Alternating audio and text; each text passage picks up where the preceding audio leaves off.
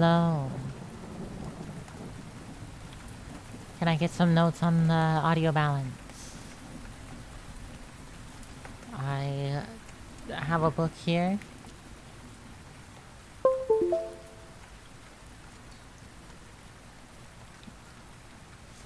I don't know if this is exactly a bedtime story, but it's a book nonetheless for us to read.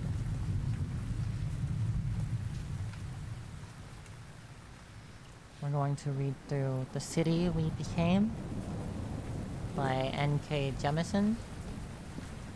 Hold on, let me... Apparently YouTube Studio didn't hook up right away. How is everybody today?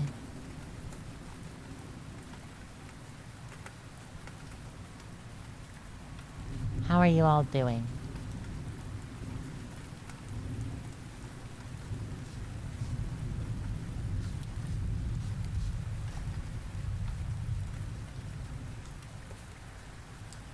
Hello, hello.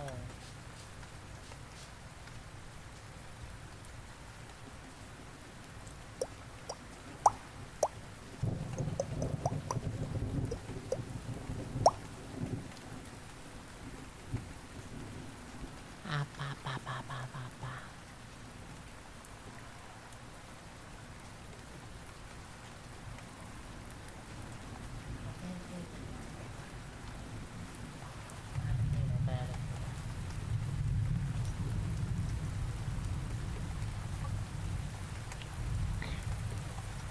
My glasses are a tad smudged.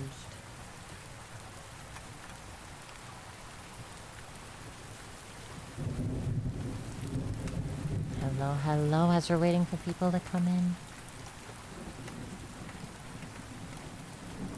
I know I started the starting soon a little early today.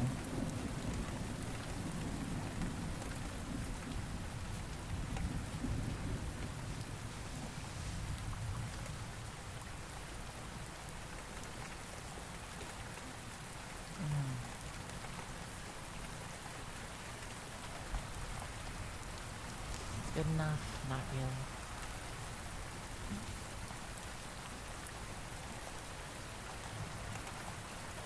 My glasses are super smudged. I haven't pinged yet, no. I was gonna do that as soon as I got my glasses in. But I cannot seem to find the glasses, rag.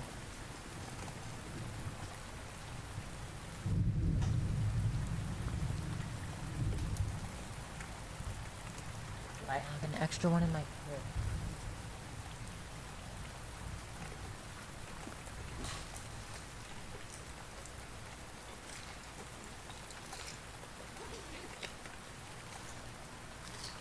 Let's see. Crunchy noises.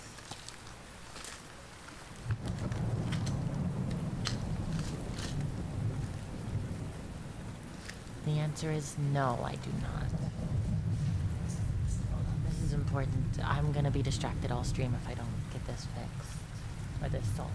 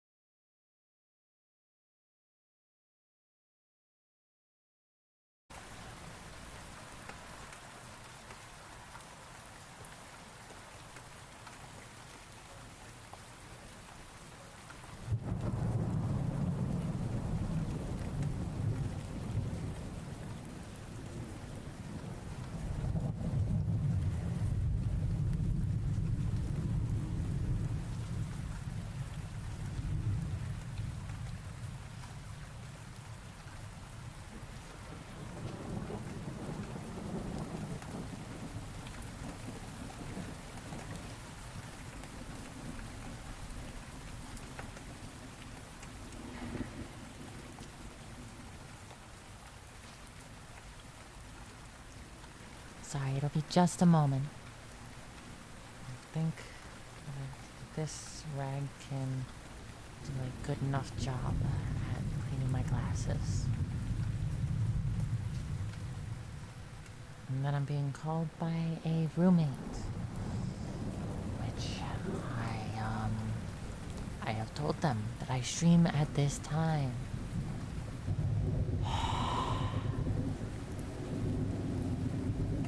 Okay, the glasses are clear.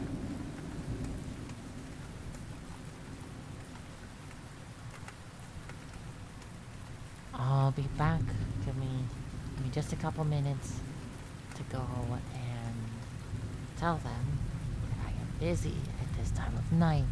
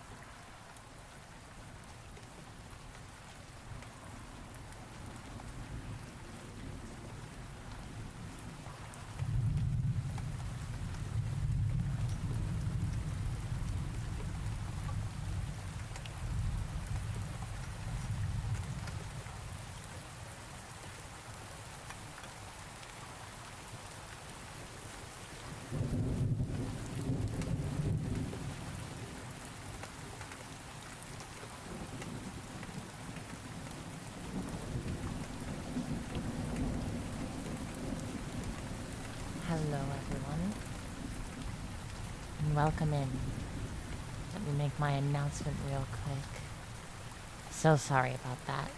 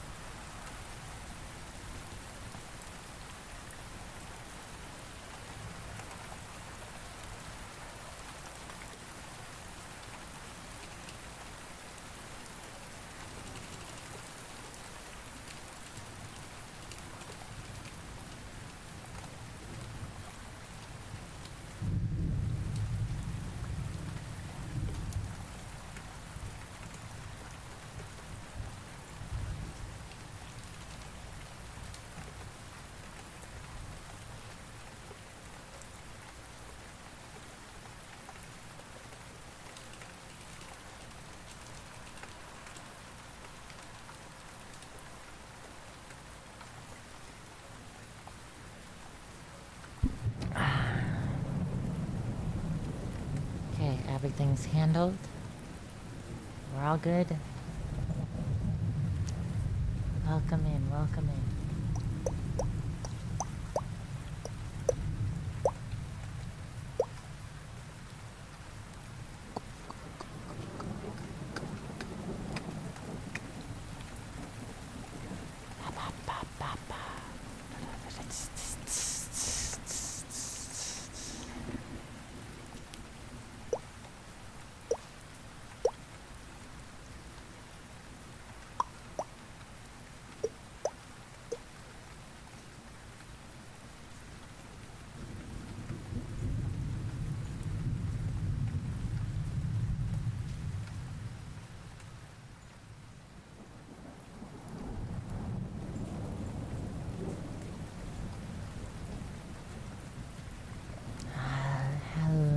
Hello.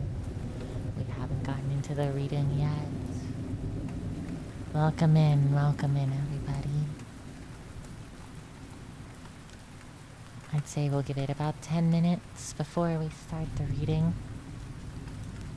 For now, we're just gonna relax and start calming down for the night.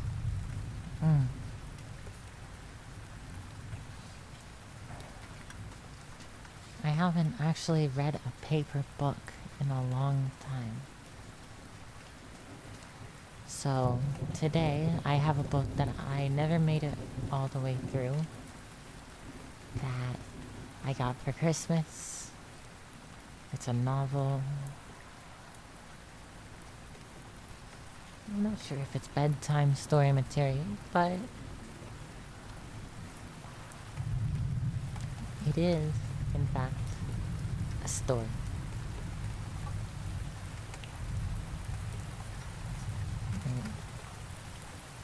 It's called The City We Became, and I'll read you the synopsis. In Manhattan, a young grad student gets off the train and realizes he doesn't remember who he is, where he is from, or even his own name.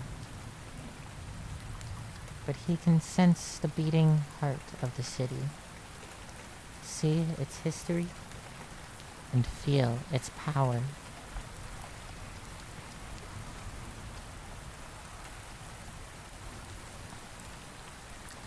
In the Bronx, a Lenape gallery director discovers a strange graffiti that's scattered throughout the city. So beautiful and powerful. It's as if the paint is literally calling to her. And in Brooklyn, a politician and mother finds she can hear the songs of the city pulsing to the beat of her Louboutin heels. And they're not the only ones.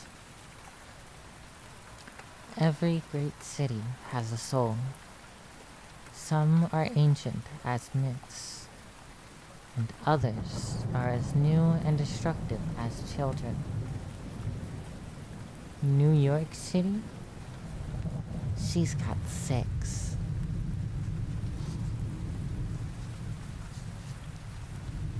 That's a synopsis.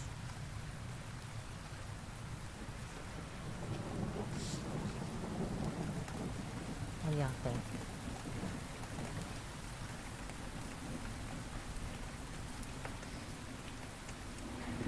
As we're still welcoming people in.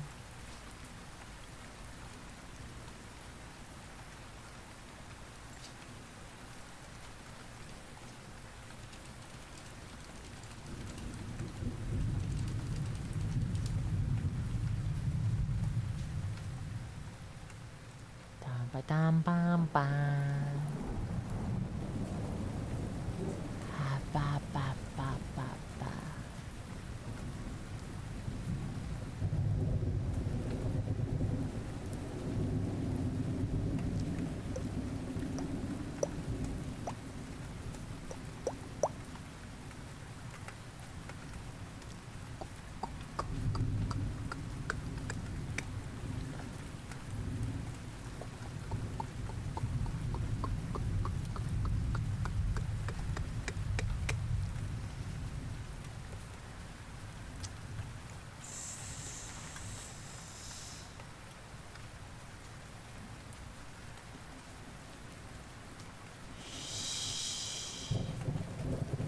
It's gonna be alright, everyone. Let's just calm down, relax, and get ready to read.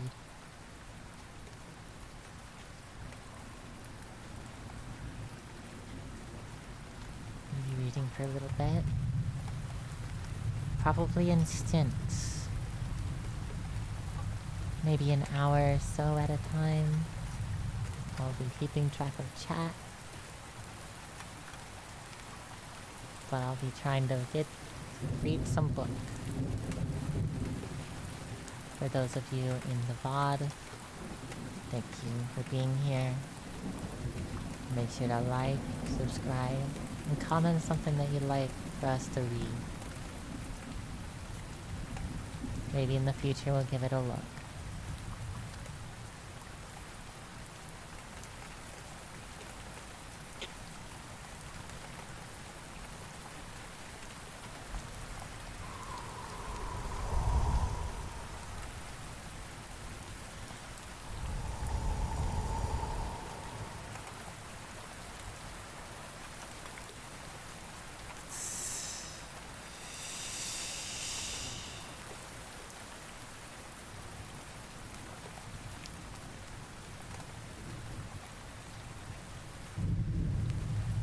gotta stay calm, everyone.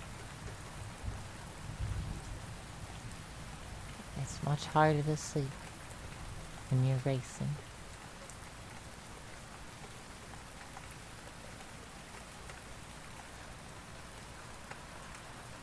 Every good parent knows that you need to get the child to calm down before you can start. Hello, observer. Welcome in. We haven't started reading quite yet. However, we will be soon.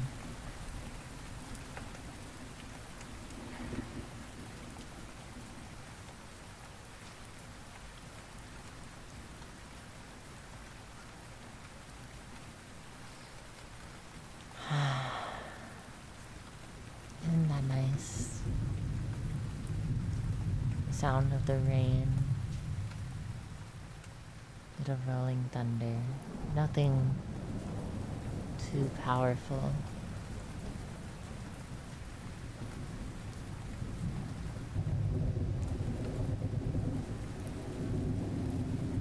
Just enough.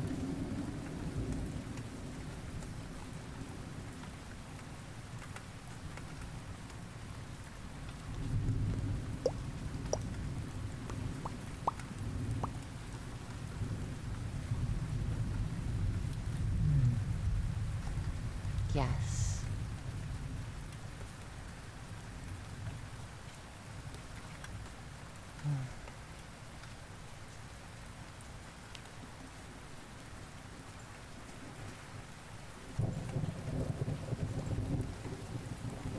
Do you have any books that you like, Observer?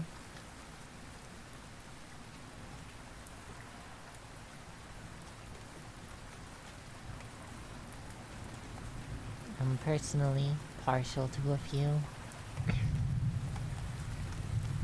I think the Percy Jackson series is pretty good. I'll say I think it's overrated despite being good. I'd say a lot of people would give it an 11 out of 10. I'd give it a solid 8.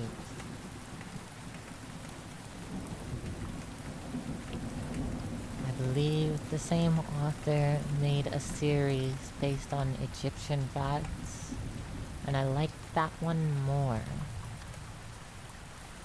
Though I don't remember the name or much of what happened. I just remember really enjoying it.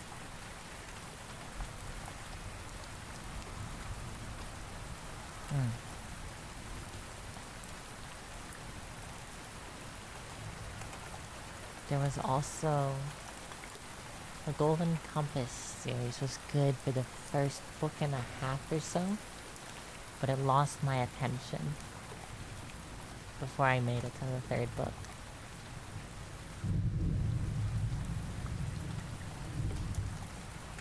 I do believe that was a trilogy.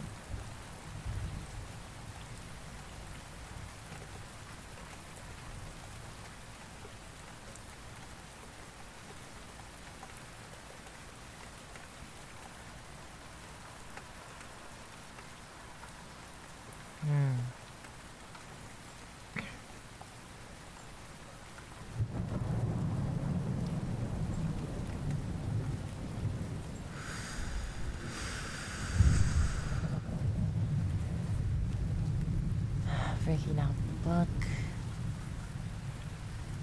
As I open this book, imagine the smell of a newly opened book.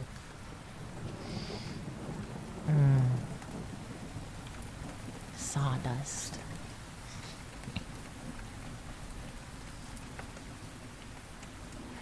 Before you break the spine in for any book, it smells like wood. That new book smell.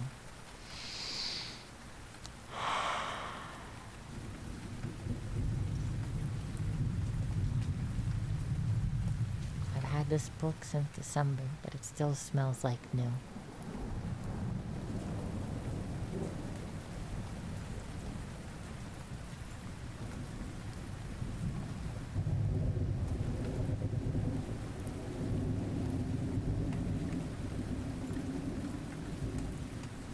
Okay, everybody. I think it's time we start with the prologue.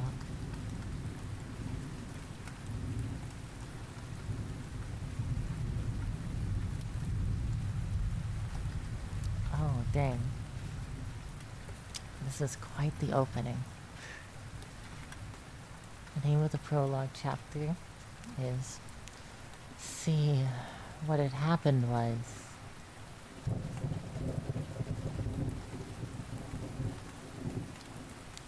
In the first sentence, alright, let's get started.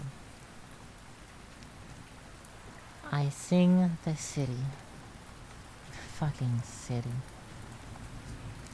I stand on the rooftop of a building I don't live in and spread my arms and tighten my middle and yell nonsense relations at the construction site that blocks my view.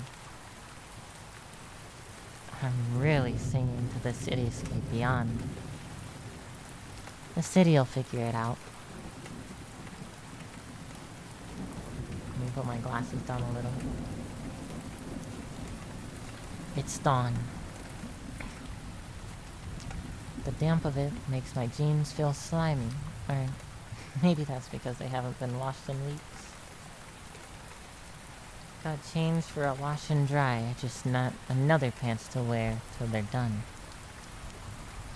Maybe I'll spend it on more pants at the Goodwill down the street instead. But not yet.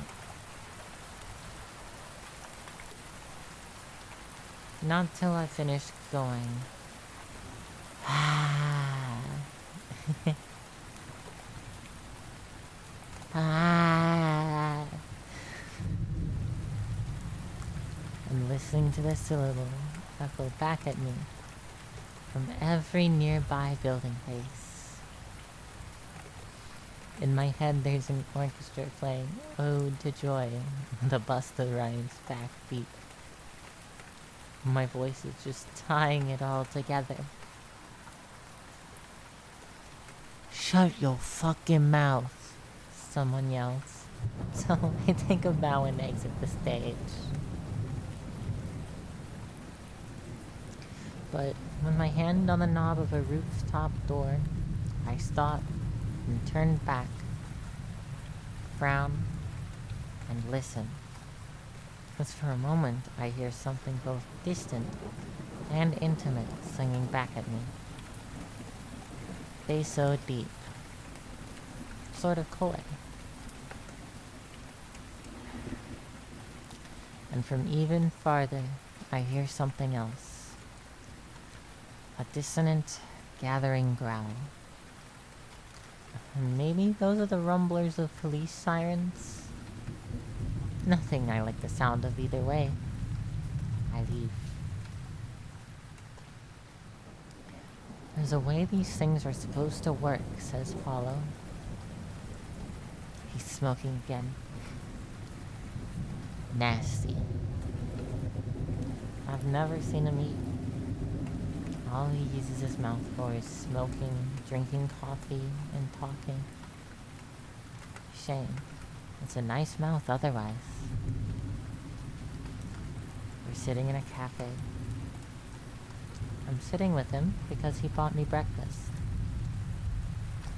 The people in the cafe are eyeballing him. Because he's something non-white by their standards. But they can't tell what.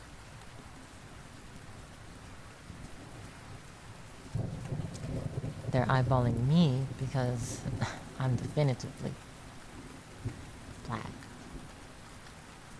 And because the holes in my clothes aren't the fashionable kind. I don't stink, but these people can smell anyone without a trust fund from a mile away. Right. I say, biting into the egg sandwich and dang near wetting myself. Actual egg and Swiss cheese? It's so much better than McDonald's. Guy likes hearing himself talk. I like his accent.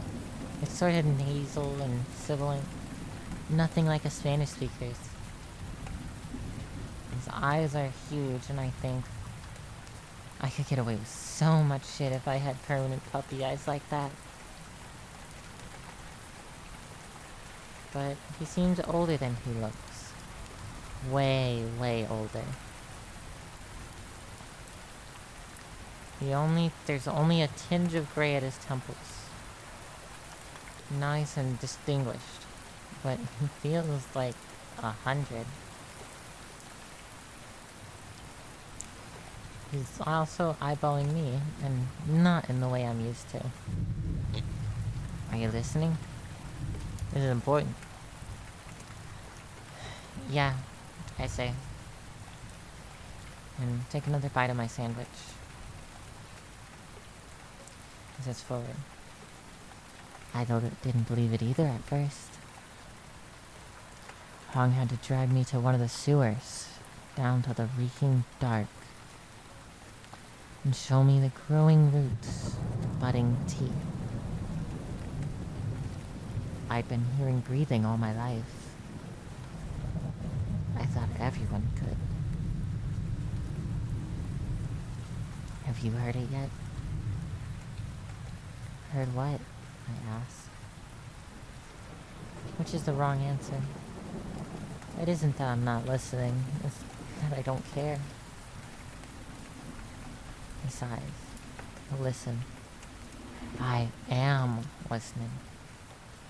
No, I mean, listen, but not to me.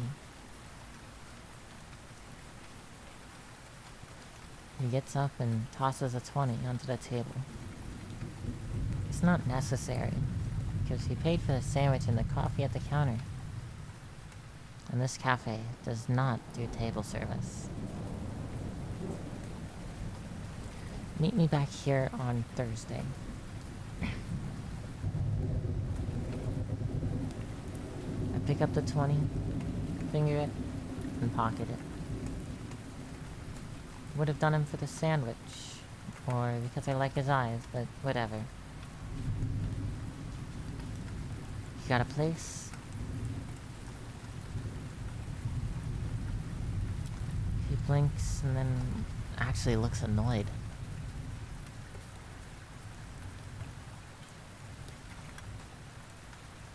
Listen, he commands again, and leaves. I sit there for as long as I can, making the sandwich last. Sipping his leftover coffee, savoring the fantasy of being normal. I people watch,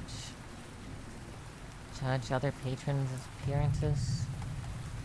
On the fly, I make up a poem about being a rich white girl who notices a poor black boy in her coffee shop and has an existential crisis.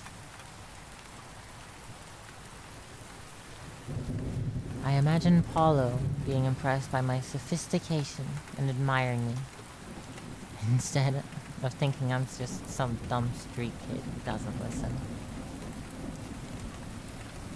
I visualize myself going back to a nice apartment with a soft bed. And a fridge stuffed full of food. Then a cop comes in. Fat, florid guy buying Hipster Joe for himself and his partner in the car. And his flat eyes skim the shop.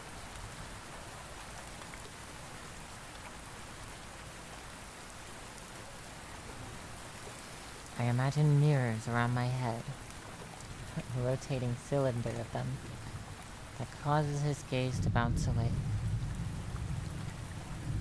There's no real power in this. It's just something I do to make myself less afraid when the monsters are near. And the first time, though, it sorta works. The cop looks around, but doesn't ping on the lone black face. Lucky. I escape. I paint the city. Back when I was in school, there was an artist who came in on Fridays to give free lessons on perspective and lighting and other stuff that white people go to art school to learn. Except this guy had done that, and he was black. I'd never seen a black artist before. For a minute I thought I could maybe be one, too. I can be, sometimes. Deep in the night, on a rooftop in Chinatown, with a spray can for each hand and a bucket of drywall paint that somebody left outside after doing up their living room in lilac. I move in scuttling, crab-like swirls. The drywall stuff I can't use too much of, or it'll start flaking off after a couple of rains. Spray paint's better for everything. But I like the contrast of the two textures. Liquid black on rough lilac. Red edging the black. I'm painting a hole. It's like a throat that doesn't start with a mouth or end in lungs. A thing that breathes and swallows endlessly. Never filling. No one will see it except people in planes angling towards LaGuardia from the southwest, a few tourists who take helicopter tours, and NYPD aerial surveillance. I don't care what they see. It's not for them. It's real late. I didn't have anywhere to sleep for the night. But this is what I'm doing to stay awake.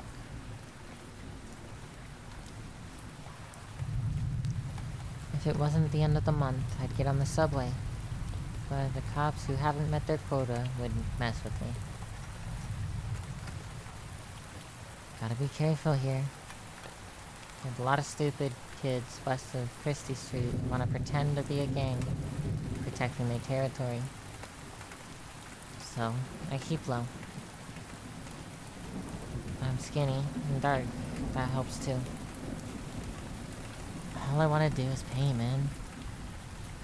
Because it's in me, and I need to get it out. I need to open up this throat. I need to. Yeah. There's a soft, strange sound as I ladle down the last streak of black. I pause and look around, confused for a moment. Then the throat sighs behind me. A big, heavy gust of moist air tickles the hairs on my skin. I'm not scared. This is why I did it, though I didn't realize that when I started. Not sure how I know now, but when I turn back, it's still just paint on a rooftop.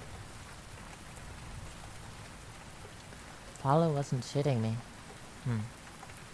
Or maybe my mama was right. I ain't never been right in the head. I jump into the air and whoop for joy. I don't even know why. I spend the next 2 days going all over the city, drawing breathing holes everywhere until my paint runs out.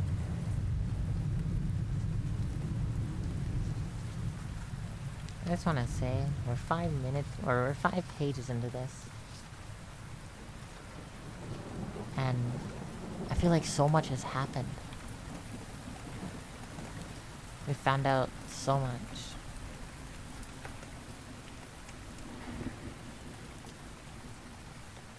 It's been so long since I read a book. A novel at that.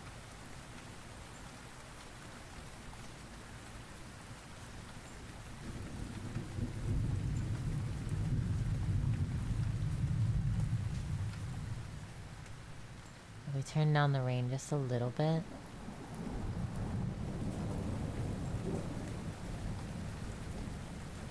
We see if I can make sure it's above my ambient noise, but lower than my talking.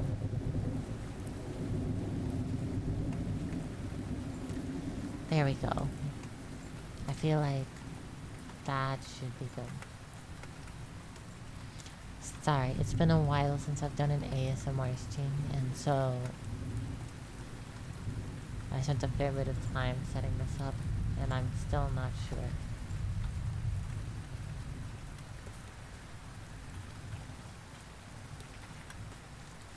Anyways, I'm so tired on the day I meet Paulo again that I stumble and nearly fall through the cafe's plate glass window. He catches my elbow and drags me over to a bench meant for customers. You're hearing it, he says, pleased. I'm hearing coffee, I suggest. Not bothering to stifle a yawn. But I'm not too tired to imagine myself as nothing beneath notice. Not even being worth beating for pleasure. Works again. They roll on. Paulo ignores my suggestion.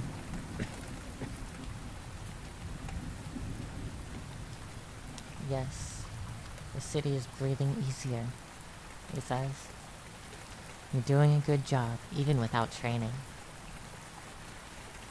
I try. He looks amused. Can't tell if you don't believe me or if you just don't care. I believe you. I also don't care, not much. I'm hungry. I still got that 20 he gave me, but I'll take it to that church plate sale I heard about over on Prospect. Chicken and rice and greens and cornbread for less than the cost of a free trade small batch roasted latte.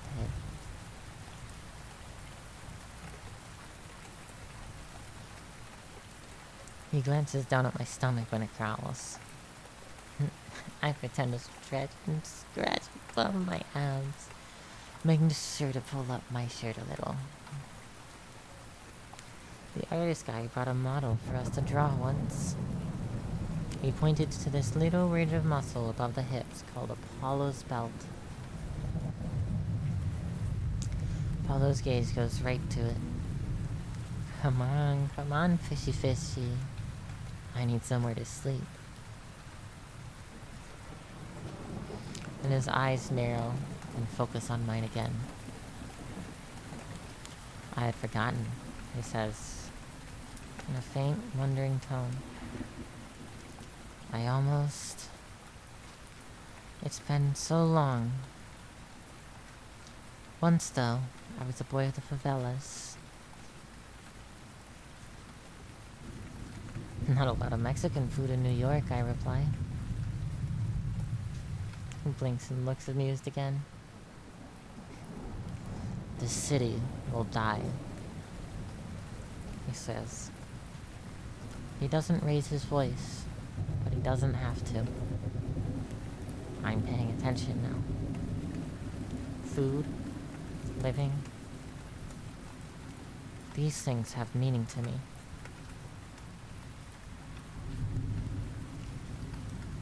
If you do not learn the things I have to teach you, if you do not help,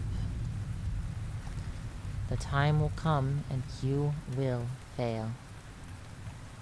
And this city will join Pompeii and Atlantis and a dozen others whose names no one remembers, even though hundreds of thousands of people died with them.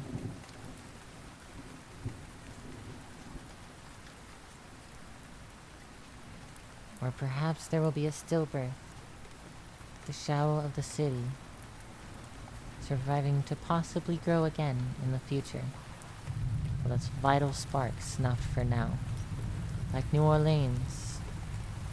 But that will still kill you, or that will still kill you, either way. You are the catalyst, whether of strength or destruction. Hello. How's it been? It's been a while, hasn't it? Welcome back. We're reading a book called The City We Became.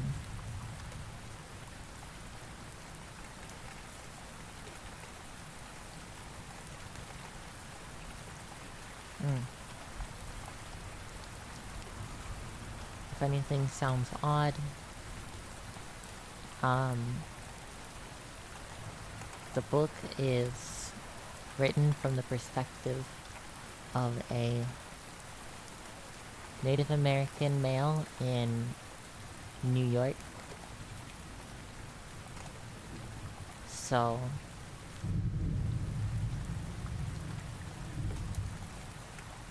that's the perspective.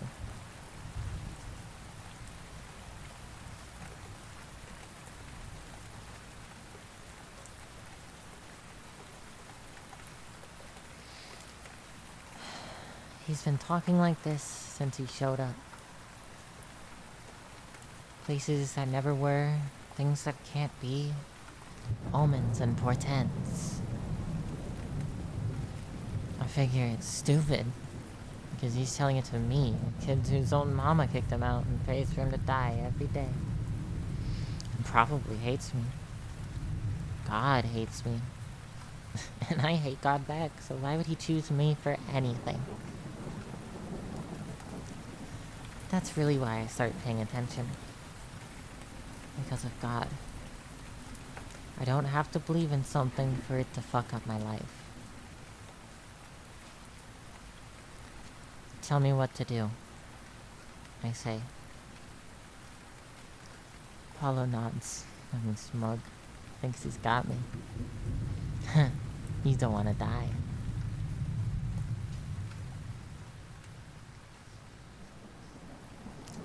I stand up. The streets around me feel like they grow longer and more pliable as the day warms up. Is it really happening? Or am I imagining it? Or both?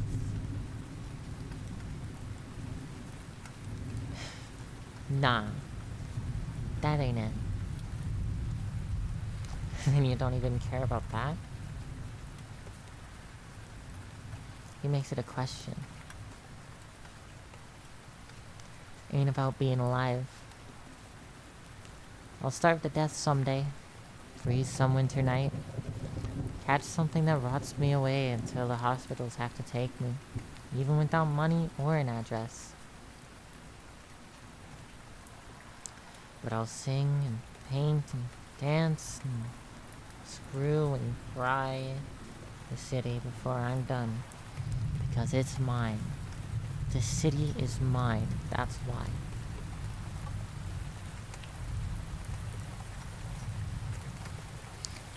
It's about living. I finish. And then I turn to glare at him. You can kiss my booty if you don't understand. Tell me what to do.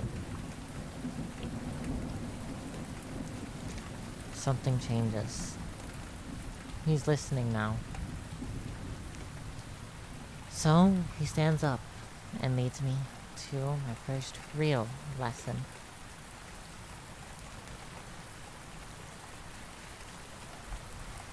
This is the lesson. Great cities are like any other living things. Being born, maturing, wearying, and dying in their turn. Duh, right? Everyone who's visited a real city feels that. One way or another. All those rural people who hate cities are afraid of something real. Cities are different.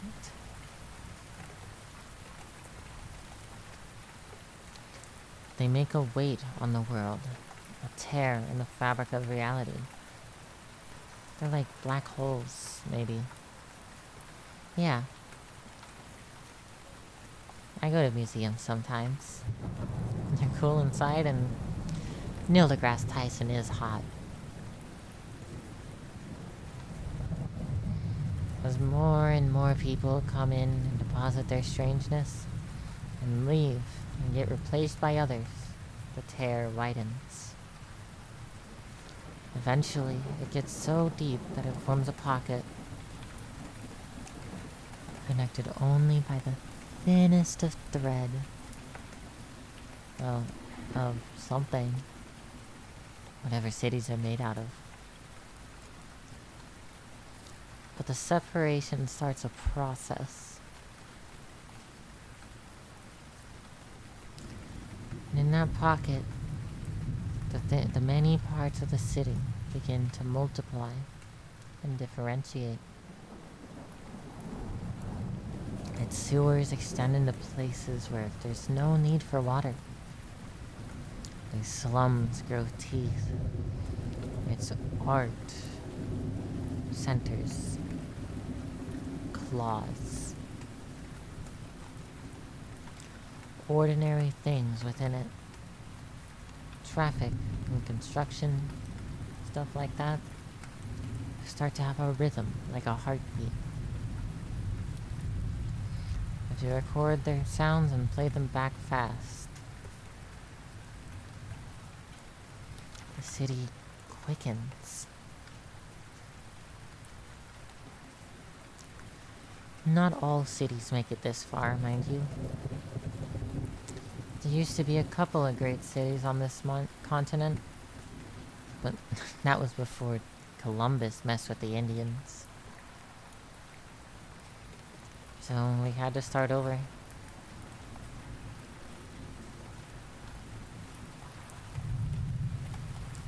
New Orleans failed, like Mexico City's,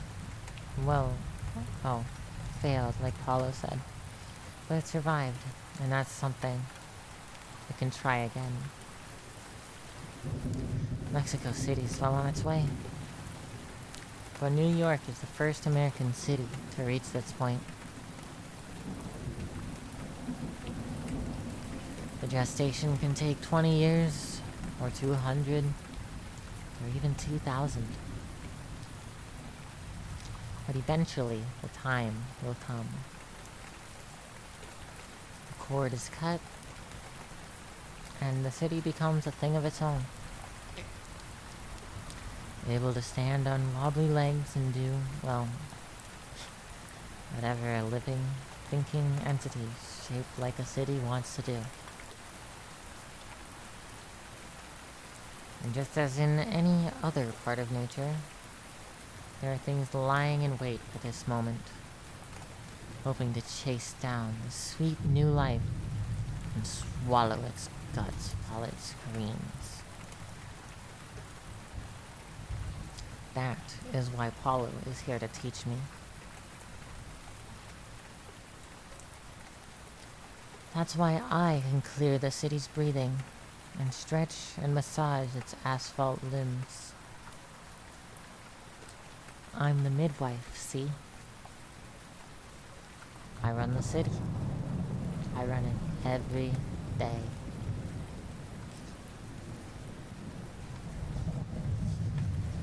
Paulo takes me home. It's just somebody's summer sublet in the Lower East Side. But it feels like a home. I use his shower and eat some food out of his fridge without asking. Just to see what he'll do. He doesn't do anything except smoke. I think to annoy me. I can hear sirens on the streets of the neighborhood. Frequent, close. I wonder, for some reason, if they're looking for me. I don't say it aloud, but Paulo sees me twitching.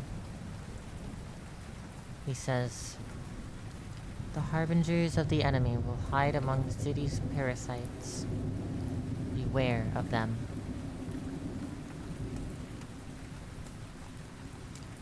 is always saying cryptic stuff like this. Some of it makes sense, like when he speculates that there is maybe a purpose to all of it, some reason for the great cities and the process that makes them. What the enemy has been doing, attacking at the moment of vulnerability, crimes of opportunity. It might just be the warm-up for something bigger. But Paulo's full of garbage too. Like, when he says I should consider meditation to better attune myself to the city's needs. Like I'ma get through this on white girl yoga. White girl yoga, he says, nodding. Indian man yoga. Stockbroker racquetball, schoolboy handball, relay and meringue, union halls and Soho galleries. You will embody a city of millions. You need not be them, but know that they are a part of you. Racquetball. That shit ain't no part of me, Chico. The city chose you. Out of all, Pablo says. Their lives depend on you. Maybe, but I'm still hungry and tired all the same. Scared all the time, never safe. What good does it do to be valuable if nobody values you? You can tell I don't want to talk anymore. So he gets up and goes to bed. I flop on the couch, and I'm dead to the world. Dead. Dreaming. Dead dreaming. Of a dark place beneath heavy, cold waves. Where something stirs beneath. A slithery sound. And uncoils and turns towards the mouth of the Hudson. Where it empties into the sea. Towards me.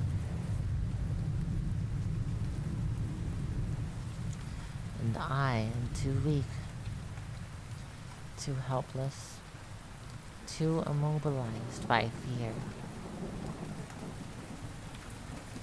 I do anything but twitch beneath its predatory gaze.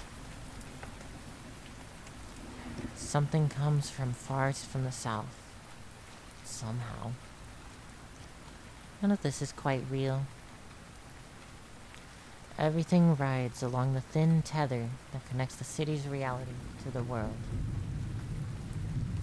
The effect happens in the world, Paulo has said. The cause centers around me.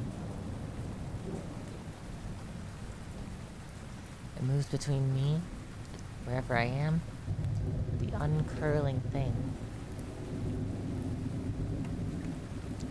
Wherever it is. An immensity protects me. Just this once. Just in this place. Though from a great distance, I feel others hemming and grumbling and raising themselves to readiness. Warning the enemy that it must adhere to the rules of engagement that have always governed this ancient battle. It's not allowed to come at me too soon.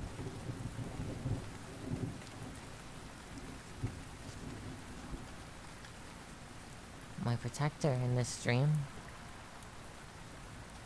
is a sprawling jewel with filth-crusted facets.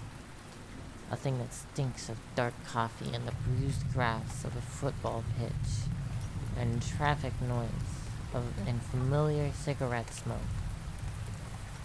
Its threat display of saber-sharp girders lasts for only a moment, but that is enough.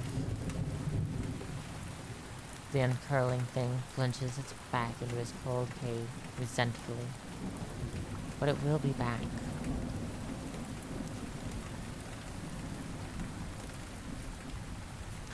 That too is tradition. I wake with sunlight warming half my face. Just a dream? I stumble into the room where Paulo is sleeping. Sao Paulo, I whisper, but he is not awake. I wriggle under his covers. When he wakes, he doesn't reach for me, but he doesn't push me away either. I let him know I'm grateful and give him a reason to let me back in later.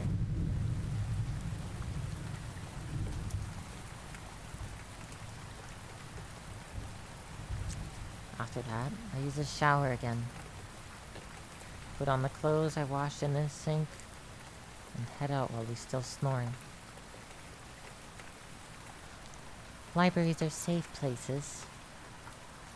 They're warm in the winter. Nobody cares if you stay all day long, as long as you're not eyeballing the kids' corner or trying to hit up porn on the computers.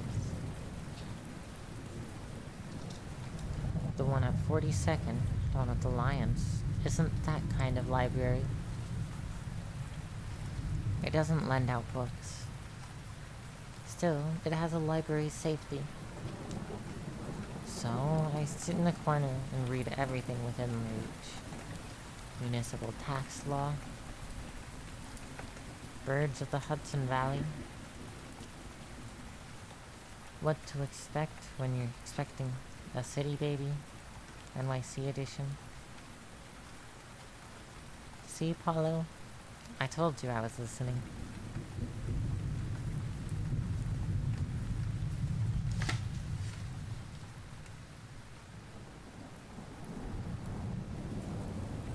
Dang, we're not even through chapter 1 yet. How much more do we have?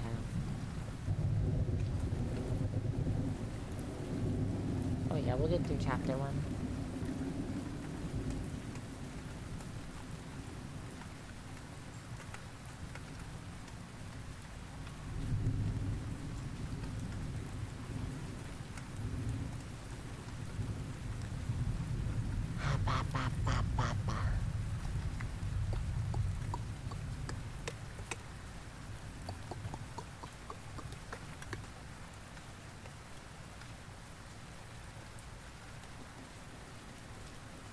Let's give the book a little bit of a rest. And think about what we just read. I'm gonna be a little bit of a granny here. Kind of book review as I go.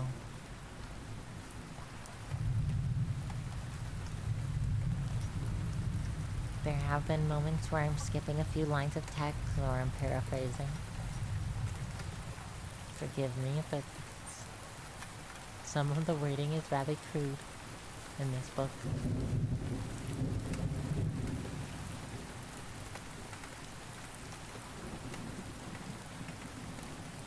So, the main character is kind of like the mother of the city.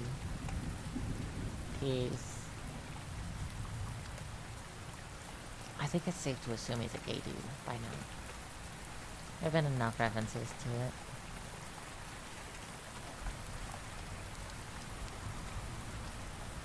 Which is POG, representation.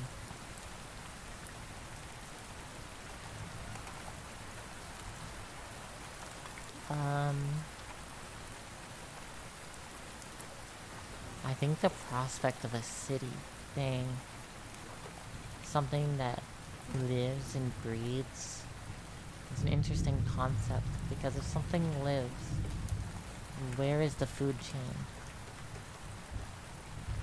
Right? What do you do if you're a city in terms of food? Right? Or what would somebody... What would want to eat you? Interesting question, yeah?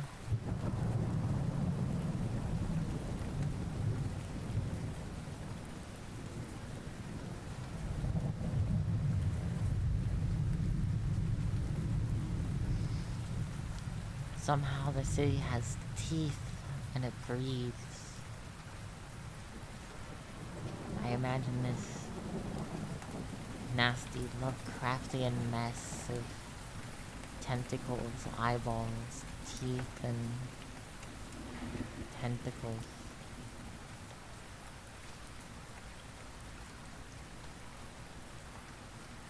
Where it stays out of sight in most instances.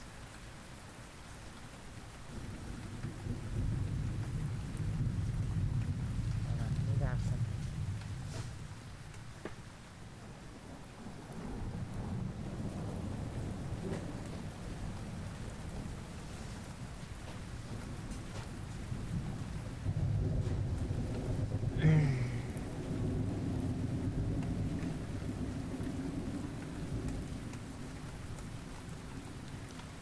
I'm trying to get back into this ASMR thing. I was really excited the first time I did it, I remember. And then when I did it, I couldn't come up with ideas. And now that I'm here, doing it again for the first time in months, I'm trying to figure out the best way to go about it. I thought reading a book would be a nice start.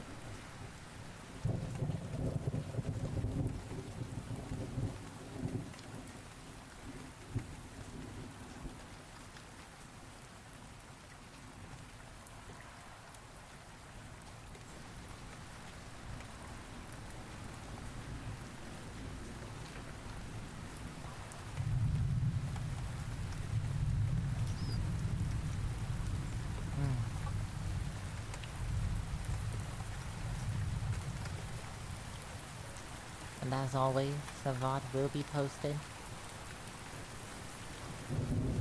on the YouTubes.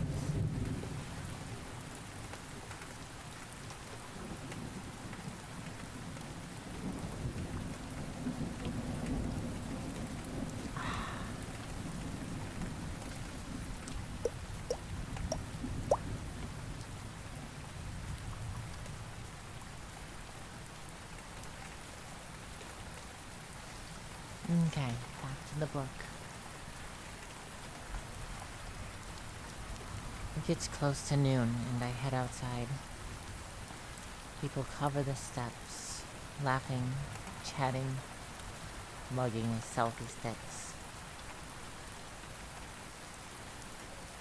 There's cops in body armor over by the subway entrance,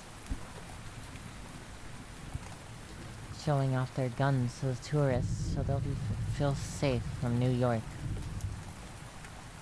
I get a Polish sausage and eat it at the feet of one of the lions. Fortitude, not patience. I know my strengths. I'm full of meat and relaxed. I'm thinking about stuff that ain't actually important.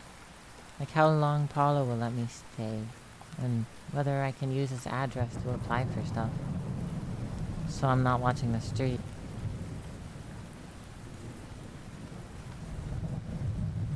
Until cold prickles skitter over my side. I know what it is before I react. But I'm careless again because I turn to look. I'm stupid. Stupid, I know better. Cops down in Baltimore broke a man's spine for making eye contact. But as I spot these two in the corner on the opposite side of the library steps, short, pale man and tall, dark woman, both in blue and black. I notice something that's actually breaking my fear because it is just so strange. It's a bright, clear day, not a cloud in the sky. People walking past the cops leave short, stark afternoon shadows. Barely there at all. But around these two, the shadows pool and curl, as if they stand beneath their own private roiling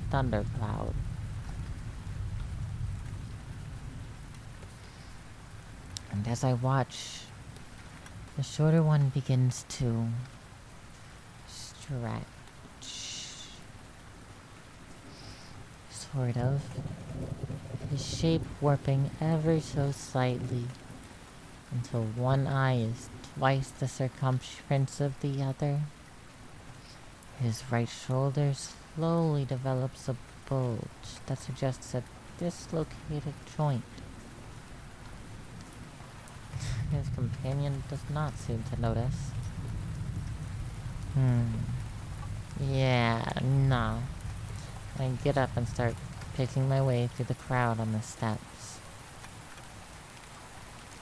I'm doing that thing I do, trying to shunt off their gaze. But it feels different this time. Sticky, sort of. Threads of cheap gum messing with my mirrors. I feel them start following me. Something immense and wrong shifting in my direction. Even then, I'm not sure. A lot of real cops strip and pull sadism in the same way, but I'm not taking the chances.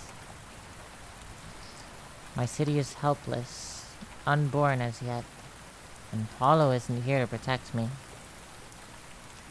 I gotta look out for myself, same as always.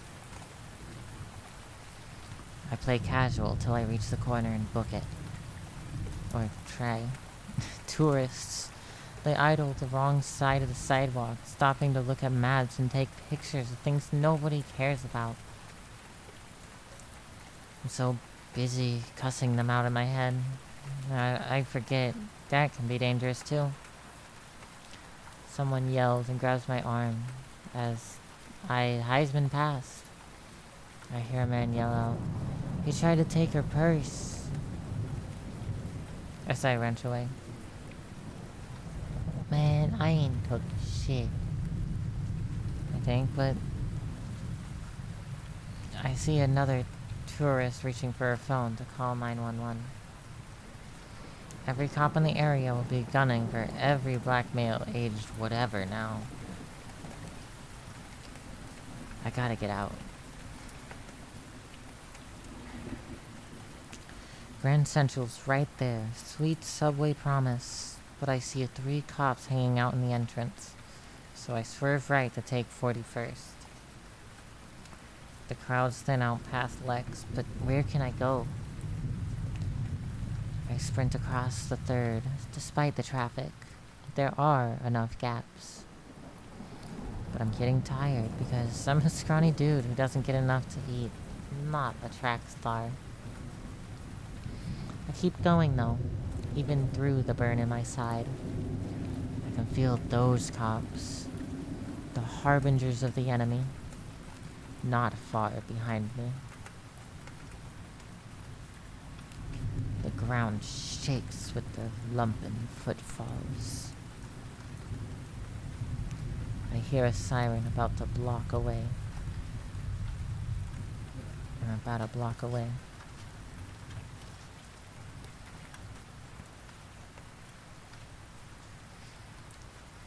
Sorry, I lost track. Okay, closing. Dang, the UN's coming up. I don't need the Secret Service on me too. I jag left through an alley and trip over a wooden pallet. Lucky again. A cop car rolls by the alley entrance just as I go down. They don't see me. I stay down and try to catch my breath till I hear the car's engine fading into the distance. Then, when I think it's safe, I push up. Look back because the city is squirming around me. The concrete is jittering and heaving. Everything from the bedrock to the rooftop bars is trying its damnedest to tell me to go. Go. Go! The crowd in the alley behind me is shit. I don't have words for it. too many arms, too many legs, too many eyes, and all of them fixed on me. Somewhere in the mass, I glimpse curls of dark hair and a scalp of pale blonde. And I understand suddenly that this is my two cops. One real monstrosity. The walls of the alley crack as it oozes its way into the narrow space. Oh, no. I claw my way to my feet and haul ass. A patrol car comes around the corner from 2nd Avenue, and I don't see it in time to duck out of sight. The car's loudspeaker blares something unintelligent, or unintelligible. Probably, I'm gonna kill you. And I'm actually amazed. Do they not see the thing behind me? Or do they just not care because they can't shake it down for city revenue? Let them shoot me. Better than whatever that thing will do. I hook left onto 2nd Avenue. The cop car can't come after me against the traffic. But it's not like that'll stop some doubled cop monster. 45th, 47th, and my legs are molten granite. 50th, and I think I'm gonna die. Heart attack far too young. Poor kid. Should have been more organic. Should have taken it easy and not been so angry. The world can't hurt you if you just ignore everything that's wrong with it. Well, not until it kills you anyways.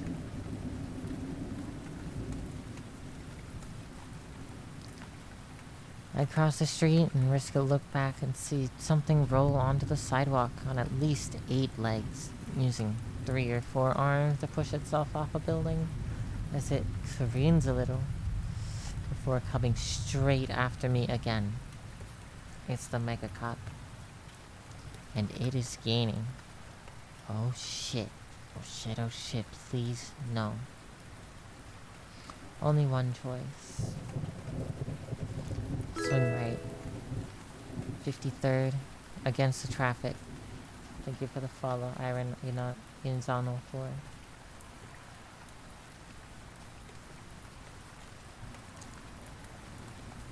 An old folks' home.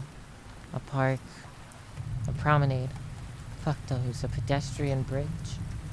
Fuck that. I head straight for the 6 lanes of utter fat shit and potholes that is FDR Drive. Do not pass go. Do not try to cross on foot unless you want to be smeared halfway to Brooklyn. Beyond it, the East River if I survive. I'm even freaked out enough to try swimming in that fucking sewage. But I'm probably gonna collapse in the 3rd lane and get run over 50 times before anyone thinks to put on brakes. Behind me, the Mega Cop utters a wet, tumid like it's clearing his throat for swallowing. I go over the barrier and through the grass into fucking hell I go. 1 lane, silver car, 2 lanes, horns, 3 lanes, semi. What's the fucking semi doing on the FTDR? It's too tall, you stupid upstate pig. Screaming 4 lanes, green taxi, screaming smart car. Cute 5 lanes, moving truck, 6 lanes, and the blue Lexus actually brushes up against my clothes as it blares past, screaming. Screaming metal and tires as reality stretches and nothing stops for the Mega Cop. It does not belong here, and the FDR is an artery. Vital within the movement of nutrients and strength and attitude and adrenaline. The cars are white blood cells, and the thing is an irritant, an infection, an invader to whom the city gives no consideration and no quarter. screaming as the mega cop is torn to pieces by the semi and the taxi and the Lexus and even that adorable smart car which actually swerves a little to run over an extra wiggly piece. I collapse onto a square of grass, breathless, shaking, wheezing, and can only stare as a dozen limbs are crushed. 24 eyes squashed flat, a mouth that is mostly gums riven from jaw to palate. The pieces flicker like a monitor with an AV cable short, translucent to solid and back again. But FDR don't stop for shit except the presidential motorcade or a Knicks game. And this thing sure as hell ain't no Carmelo Anthony. Pretty soon there's nothing left of it but half-real smears on the asphalt. I'm alive. Oh God. I cry for a little while. Mama's boyfriend ain't here to slap me and say I'm not a man for it. Daddy would have said it's okay. Tears mean you're alive. But Daddy ain't here. Daddy's dead. And I'm alive. With limbs burning and weak, I drag myself up. And I fall again. Everything hurts. Is this a heart attack? I feel sick. Everything is shaking. Blurring. Maybe it's a stroke. You don't have to be old for that to happen, do you? I stumble over to a garbage can and think about throwing up into it. There's an old guy lying on the bench. Me in 20 years if I make it that far. He opens up one eye as I stand there gagging and purses his lips in a judgy way. As he could do better dry heaves in his sleep. He says, "It's time." Rolls over and put his back to me. Time. Suddenly I have to move. Sick or not, exhausted or not. Something is pulling me. West, towards the city's center. I push away from the can and hug myself as I shiver and stumble towards the pedestrian bridge.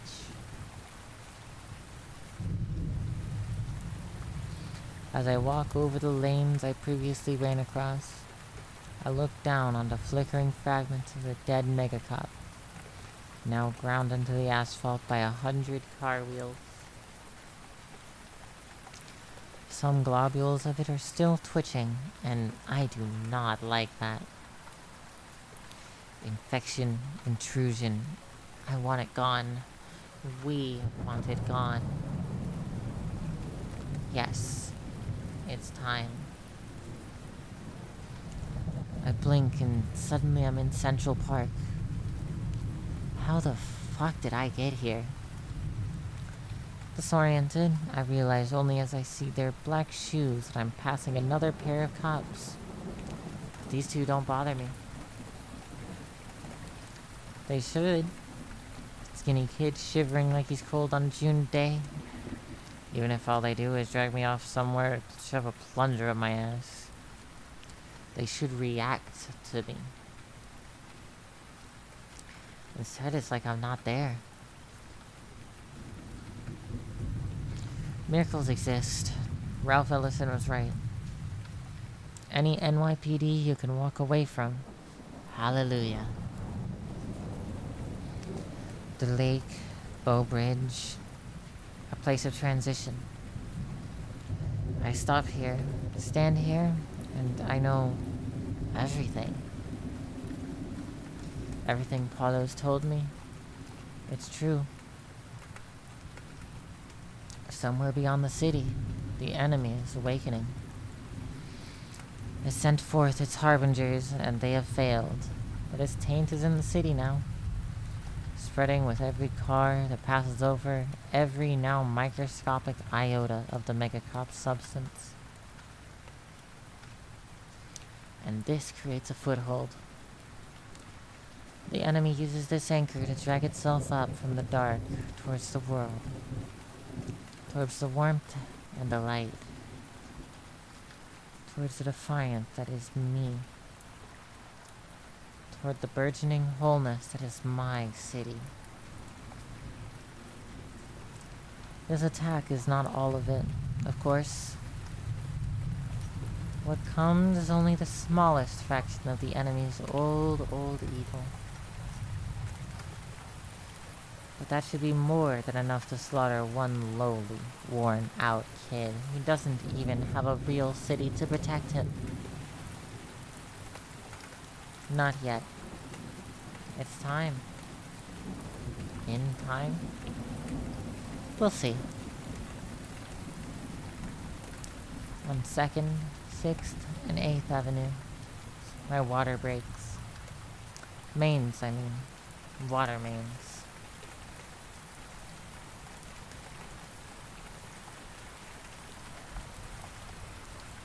Terrible mess.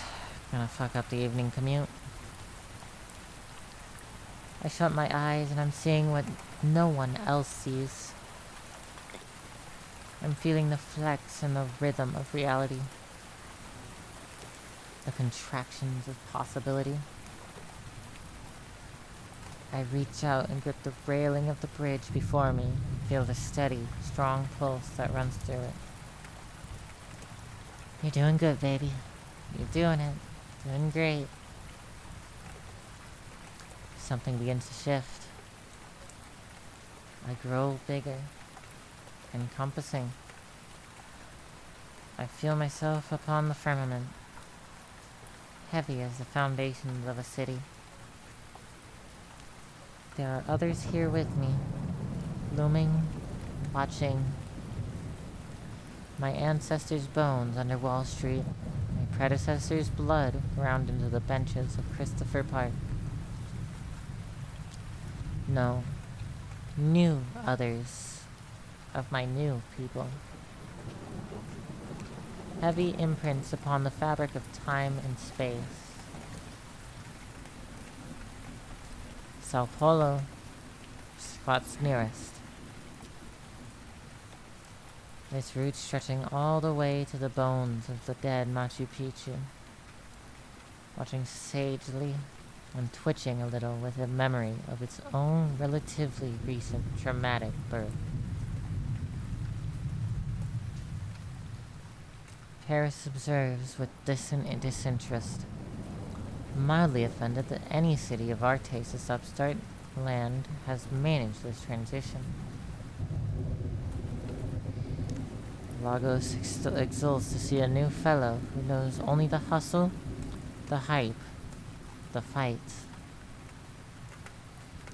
and more, many more, all of them watching, waiting to see if their numbers increase, or not. If nothing else, they will bear witness that we, were great for one shining moment.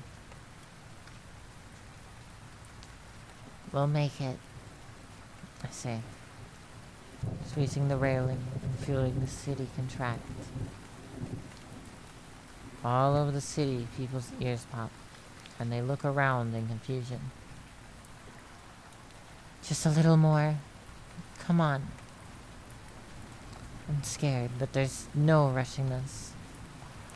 Lo que pasa, pasa. Damn, now that song is in my head. In me. Just like the rest of New York. It's all here. Just like Apollo said. There's no gap between me and the city anymore. As the firmament ripples, slides, tears, the enemy writhes up from the deeps with a reality-bridging roar. But it is too late. The tether is cut, and we are here. We become, we stand, whole and hale and independent. Thank you, Ruby.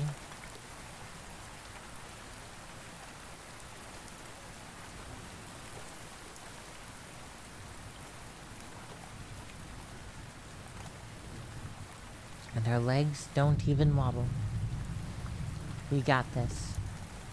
Don't sleep on the city that never sleeps, son.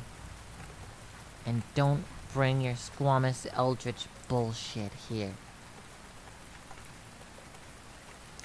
I raise my arms and avenues leap. It's real, but it's not.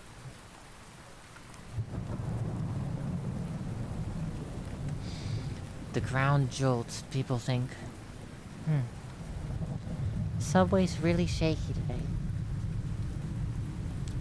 I brace my feet in their girders, anchors, bedrock. The beast of the deep shrieks and I laugh, giddy with postpartum endorphins. Bring it. And when it comes to me, I hip check it with the BQE. Backhand it with the Inwood Hill Park. Drop the South Bronx on it like an elbow. And the evening news that night, 10 construction sites will report wrecking ball collapses. City safety regulations are so lax.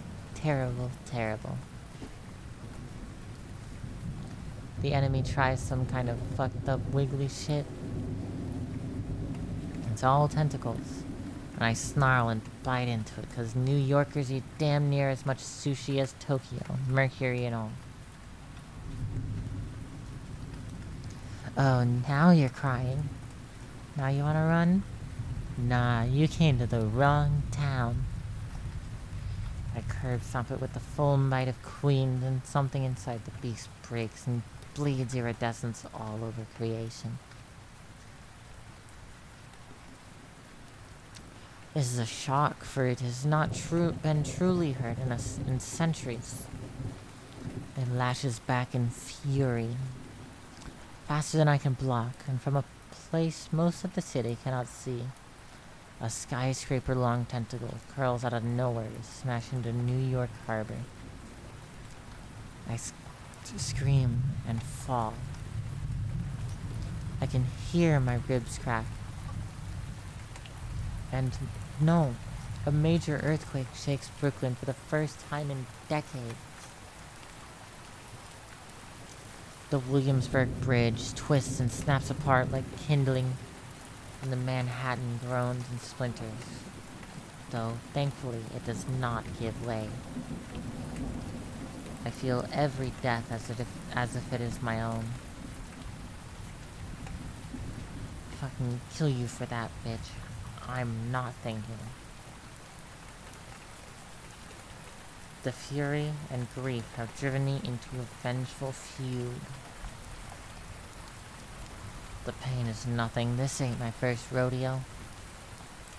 Through the groan of my ribs, I drag myself upright and brace my legs in a pissing off the platform stance. Then I shower the enemy with a 1-2 punch of Long Island radiation and Gawani's toxic waste, which burn it like acid. It screams in pain and disgust. But you don't belong in this city.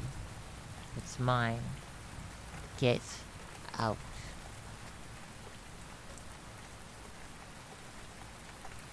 To drive this lesson home, I cut it with LIRR traffic. Long, vicious honking lines. And to stretch out its pains, I salt these wounds with the memory of a bus ride to LaGuardia and back. Hi, GJ, how you doing? And just to add insult to injury, I backhanded booty with Hoboken, raining the junk rage of 10,000 dude bros down on it like the hammer of God. Port Authority makes it honorary New York, motherfucker. You just got jerseyed. I'm alright. This has been an intense prologue chapter. I'm not gonna lie.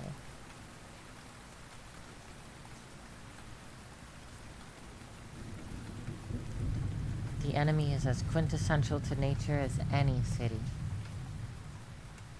We cannot be stopped from becoming, and the enemy cannot be made to end. I heard only a small part of it, but I know damn well I sent that part back broken. Good. Time ever comes for that final confrontation, it'll think twice about taking me on again. Me?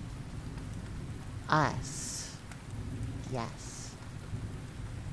When I relax my hands and open my eyes, I see Paulo striding along the bridge toward me, with another goddamn cigarette between his lips. I fleetingly see him for what he is again.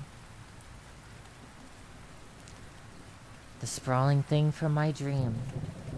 All sparkling spires, and raking slums, and stolen rhythms made over the city with genteel cruelty. I know that he glimpses what I am too. All the bright light and bluster of me. Maybe he's always seen it.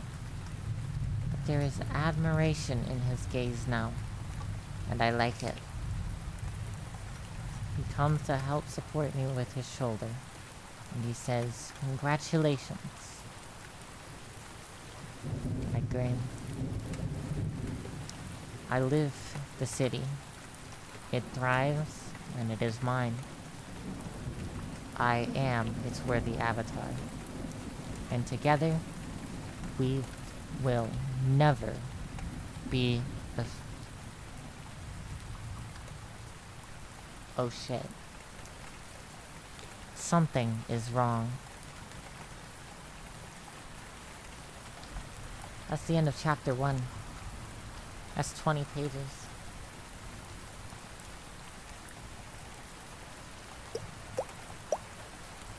How's everyone doing?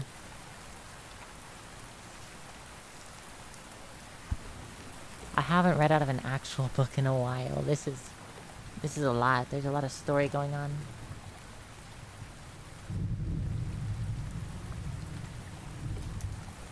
Okay, Jesus. You're such a good boy.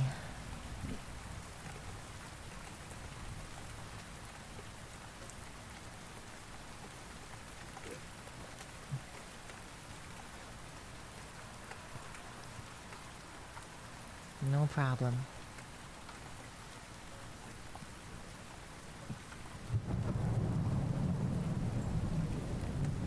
I know people have been in and out in today's stream. I think some of the people are irked by the fact that I'm reading a book that the main character is a gay black dude, even though I'm a trans white straight girl, or not straight, trans white and demi girl. I used to call my self straight all the time, but I can't even say that anymore.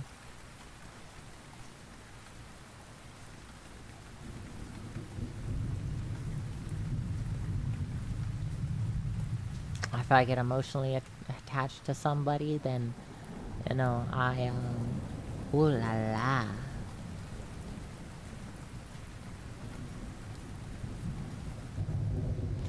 Yeah, but I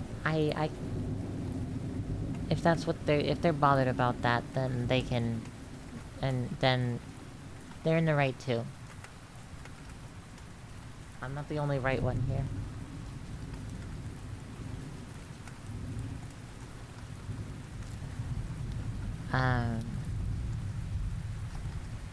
So far, the concept of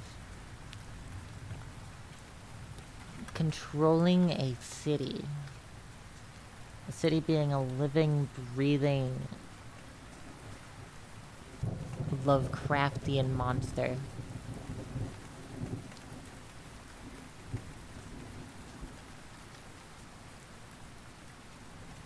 Yeah, but that's that's your take.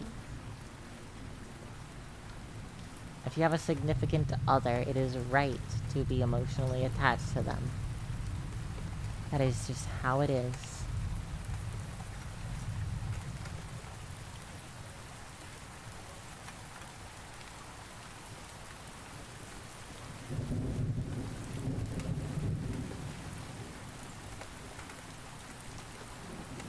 I am always clear.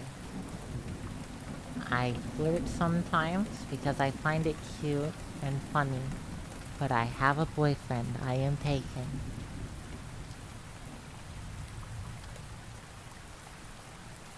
And if people are upset about that, then they can stay upset.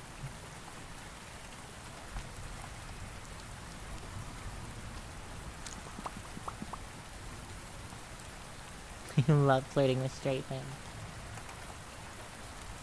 Well, you'd love that, the main character in this game is gay. Or not in this game, in this book.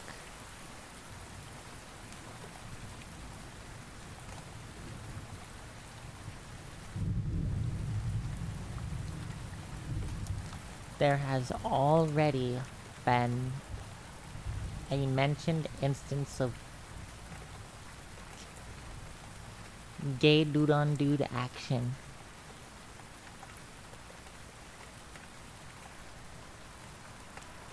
I kinda glanced over it, to be honest, but it has been mentioned. It's called The City We Became by N.K. Jemisin.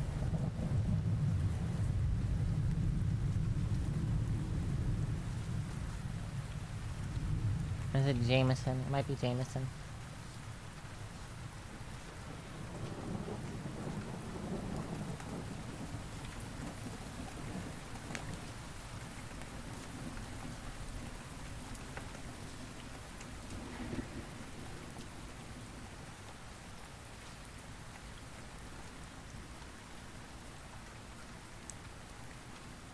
What else do I think?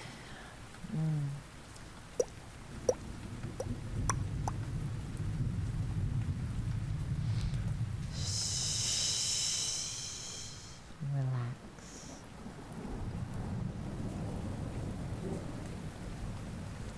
Time to get some rest. I didn't remember this book being so violent, but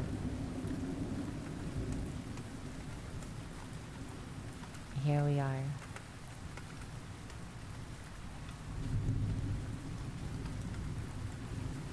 Yeah, in the prologue we have already experienced a Lovecraftian monster. And, a city breathing through spray-painted throats.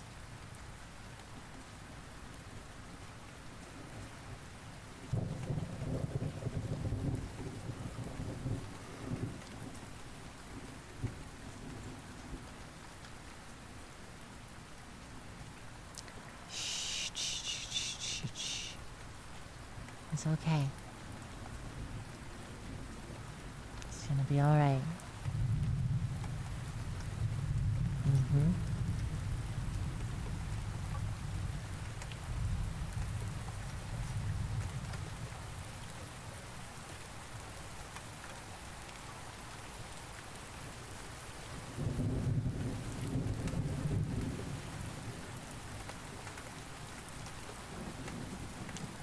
You already read a chapter. But since you're still awake, I'll stay here with you. Help you relax a little.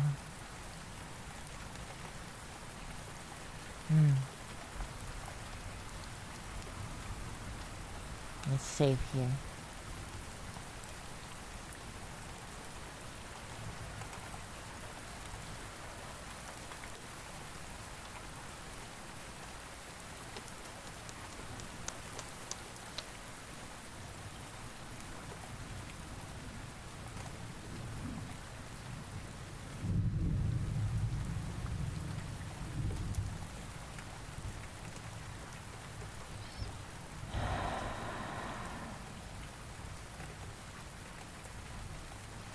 right here. It's okay.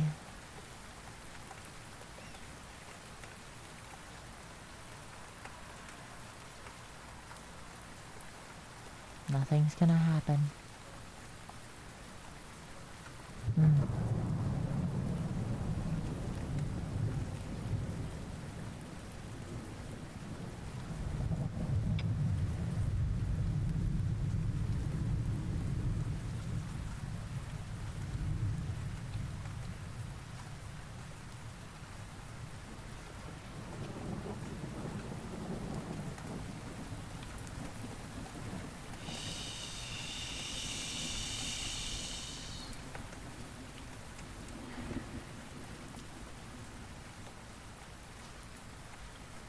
Yeah, you need to get some rest.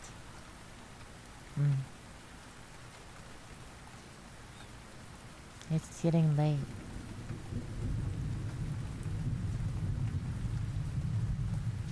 Who knows what will happen in the next chapter? Maybe you can dream about it.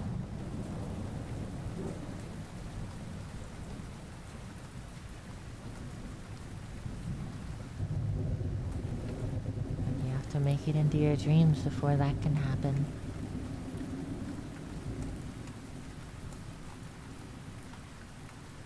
So it's time to calm and start with some deep breaths.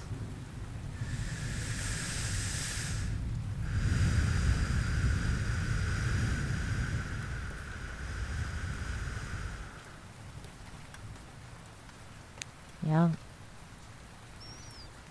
In.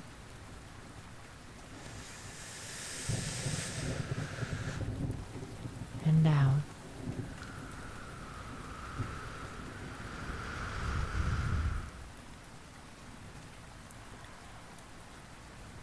Yep, it's gonna be okay. You don't have to be so on edge all the time.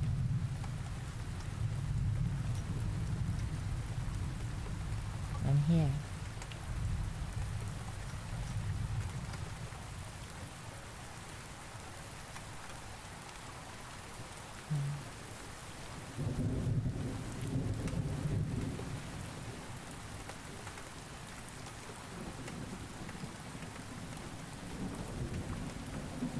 You're safe.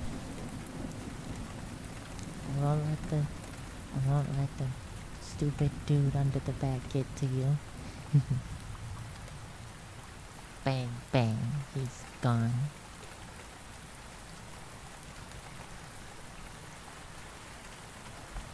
See? Yeah, nobody down there. It's time to relax.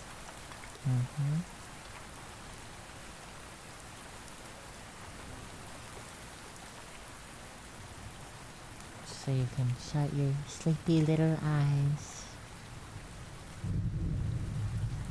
and just listen. Listen to the sound of the rain.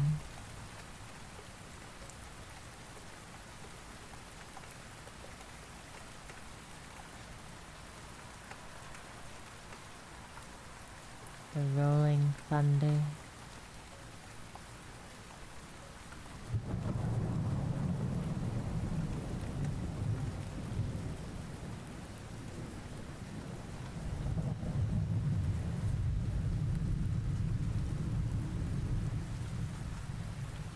Nothing will happen here.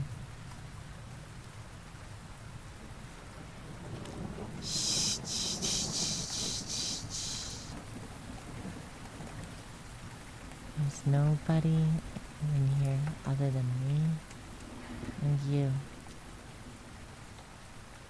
It's safe. I promise.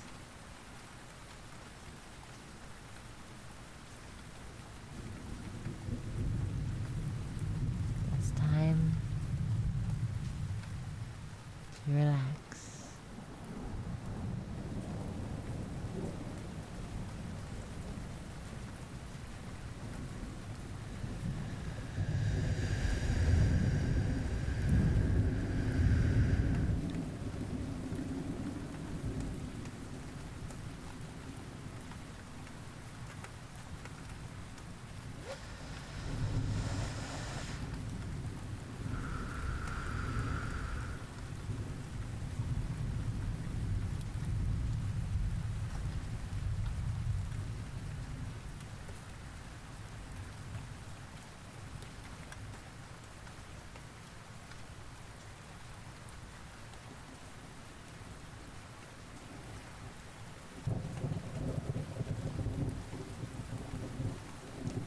think about what you need to do tomorrow.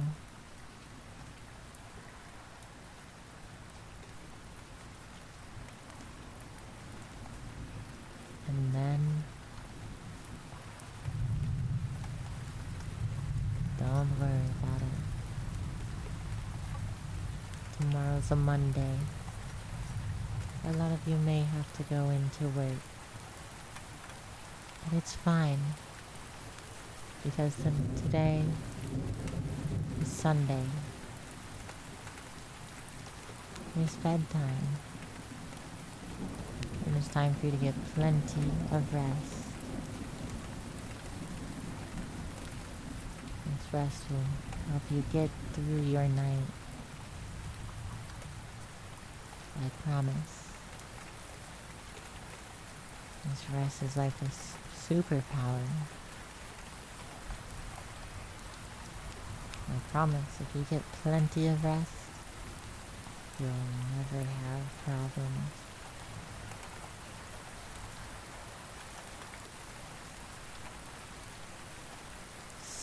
It's okay.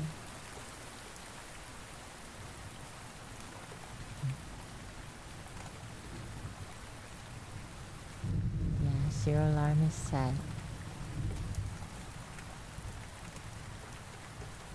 Just in case. Let's check it together.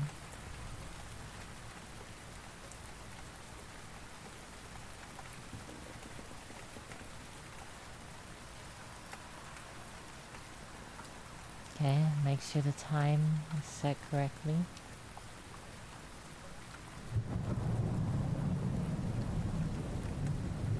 Mine says 9 o'clock.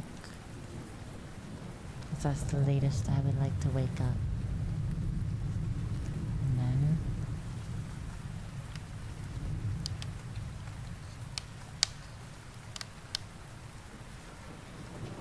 turn it on.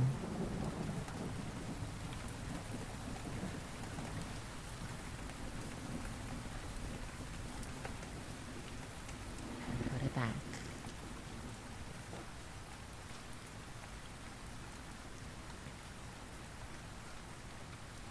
Okay. Now it's time for you to get some rest. Come on. In.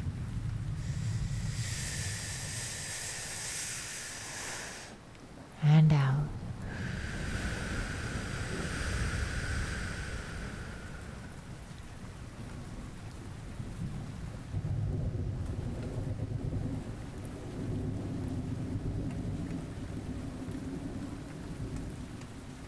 It's gonna be alright.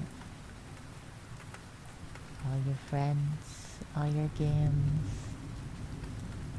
all your stuff, it'll be here tomorrow.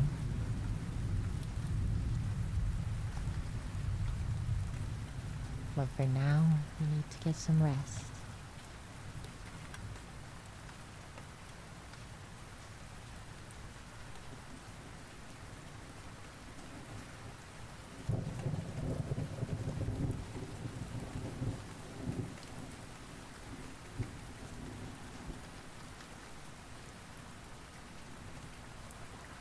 If you have any worries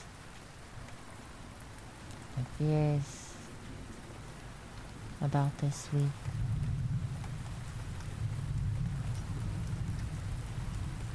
make sure you let them out. Don't let them stumble across the entire week, hang heavy on your back.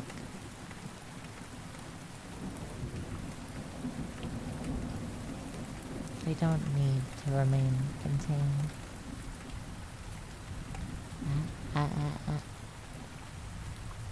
You don't need to say them. You don't need to type anything.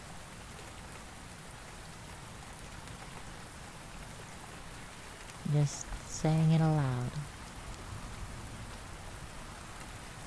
would be enough.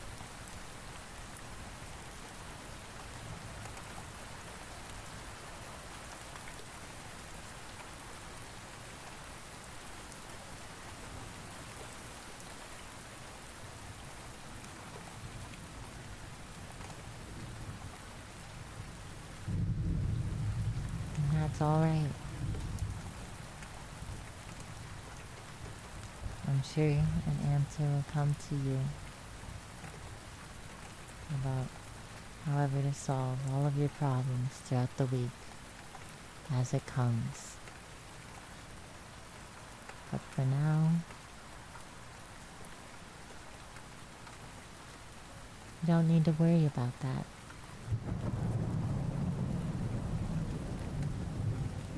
Right now,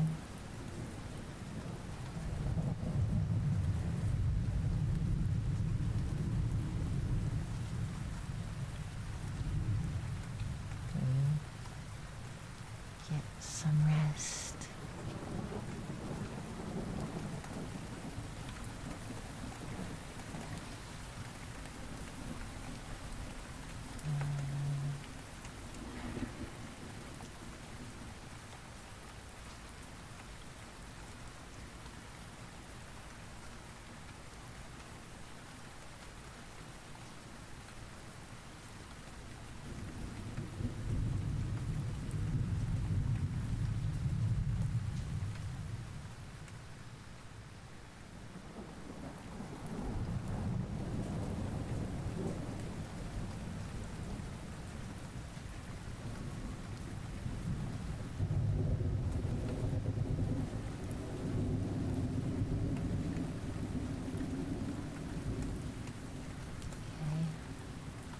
And for anyone who's still awake,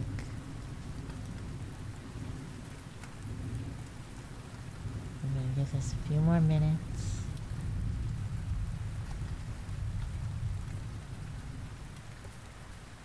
We're gonna end stream.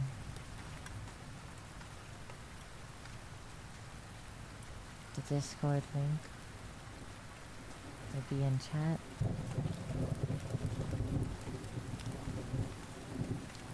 I will be posting this on the YouTube tonight, directly after stream is over.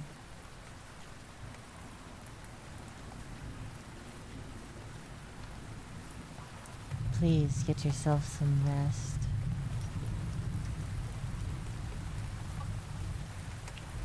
It is an important part of your day. I know I have been kind of repetitive here. I'm a little bit new to this.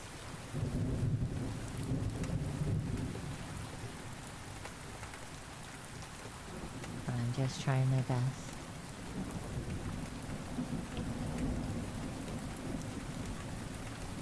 I'll see you all next week.